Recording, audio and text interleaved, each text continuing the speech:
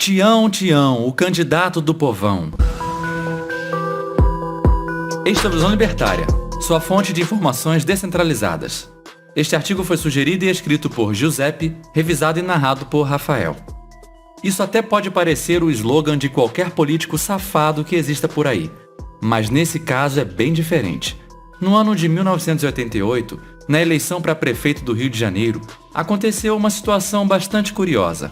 A revista Caceta Popular, que mais tarde se tornaria o programa de comédia Caceta e Planeta, decidiu lançar como candidato prefeito o lendário Macaco Tião, um famoso chimpanzé do zoológico da cidade. O objetivo, obviamente, era tentar demonstrar de uma forma cômica a insatisfação com a política e com os candidatos.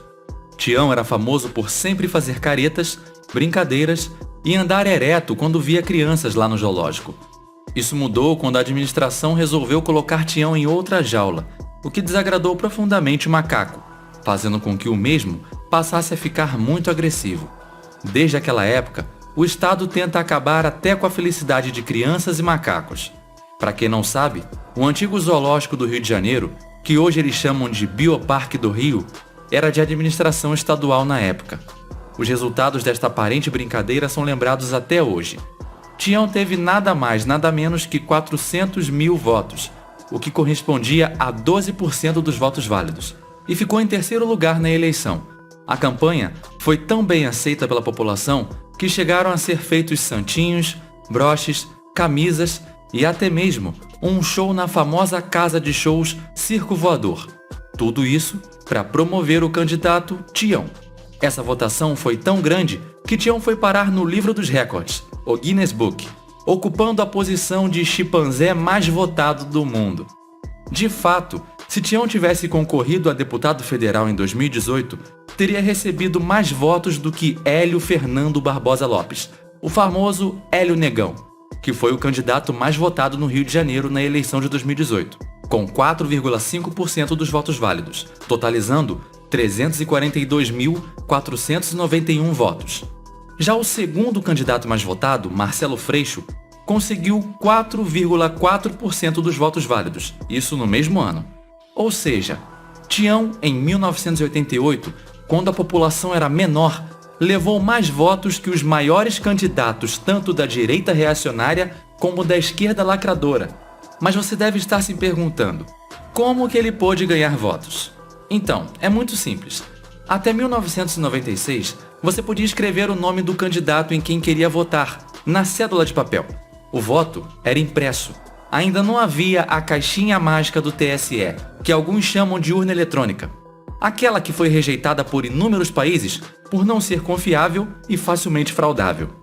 Nessa eleição, o candidato vencedor, Marcelo Alencar, ainda tentou dar um abraço de consolação em Tião. O então prefeito recém-eleito fez uma visita ao zoológico, para dar aquele migué de político gente boa, bem-humorado, humilde, etc. Quando o chimpanzé ouviu, ele o recebeu com cuspes, atirando fezes, pedras, objetos, partes da ração e outras coisas no político. Existe alguma maneira de não amar esse macaco? Se você não conhecia essa história incrível do macaco carioca agressor de políticos, acho que esse vídeo já merecia o seu like. E se você não for inscrito, se inscreva e clique no sininho para não perder mais vídeos desse tipo. O caso de Tião não é único no Brasil. Em São Paulo, em 1959, o rinoceronte Cacareco levou cerca de 100 mil votos na eleição para a Câmara de Vereadores da cidade de São Paulo. Se for levado em conta que compareceram às urnas naquela eleição cerca de 934 mil eleitores, com abstenção de 16,5% deles, o animal teve mais do que 10% dos votos válidos daquele pleito, ou seja, uma porcentagem de votos totais muito maior que as de Hélio Negão e Marcelo Freixo juntos. De fato, até em outras cidades foram registrados votos para Cacareco. Também podemos lembrar do bode Ioiô, um bode que era muito famoso na região de Fortaleza no início do século XX. O bode Ioiô foi eleito vereador em 1922 e hoje faz parte do folclore cearense e seu corpo está empalado e à amostra no acervo do Museu do Ceará. Duas curiosas e tristes coincidências é em relação à candidatura de Tião, que se deu em 1988, quando a Carta Magna, os rabiscos arbitrários altamente socialistas, ou como alguns gostam de chamar, a Constituição Federal, foi promulgada. E em 1996, ocorreu, além do fim do voto em papel, o falecimento do nosso querido macaco Tião. Ele ainda ganhou uma estátua no Zoológico do Rio e foi decretado luto oficial no município por 3 dias. Honrarias merecidas a um herói que não pensou 2 vezes antes de jogar merda na cara de um político. Tanto Tião como Cacareco e Ioiô são claramente votos de protesto, demonstrando o descontentamento da população para com a política e, claro, para com o Estado. Um exemplo mais recente seria a eleição do palhaço Tiririca em 2010, com um incrível número de 1,3 milhões de votos, praticamente mais que o dobro do segundo candidato mais votado.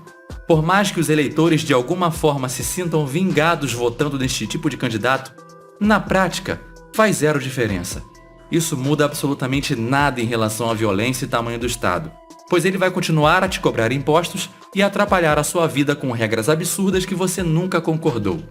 Também demonstra claramente como essa história de democracia representativa é a maior farsa que existe, pois ela sempre irá ignorar completamente os que são insatisfeitos com o sistema. Na prática, o Estado diz: você é obrigado a escolher um dos candidatos. Se está insatisfeito, o problema é seu. Lembrando que voto não é direito, e sim obrigação. Caso contrário, você não teria que pagar multa se não o faz ou justificar sua ausência. Uma das maiores vantagens do livre mercado é que, justamente, sempre haverá algum empreendedor que irá perceber determinada demanda reprimida a ser suprida e com a qual ele possa enriquecer e ajudar quem precisa.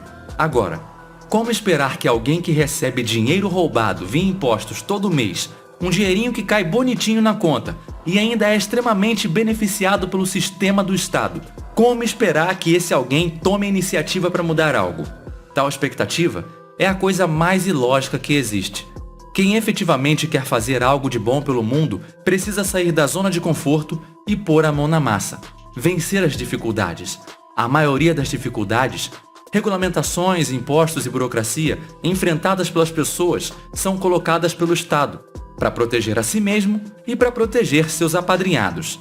Não é uma luta fácil, mas também não é impossível. Com o avanço tecnológico e a informação descentralizada, cada vez mais temos opções para empreender, criar conteúdo, divulgar ideias e gerar renda, estando à margem desses parasitas e dessa máquina desgraçada. Como fazer isso? Bom, continue acompanhando esse e outros meios de informação libertários, que você terá, aos poucos, a sua resposta. Lembrando que a sua resposta só servirá perfeitamente para a sua realidade. Mas não se preocupe, com um pouco de esforço e disciplina, você alcançará a liberdade. Obrigado por sua audiência. Se você gostou deste vídeo, clique no ícone de curtir abaixo e compartilhe o vídeo em sua rede social. Se você deseja ser notificado de outros vídeos, clique em se inscrever e depois no ícone de campainha. Um abraço e até a próxima.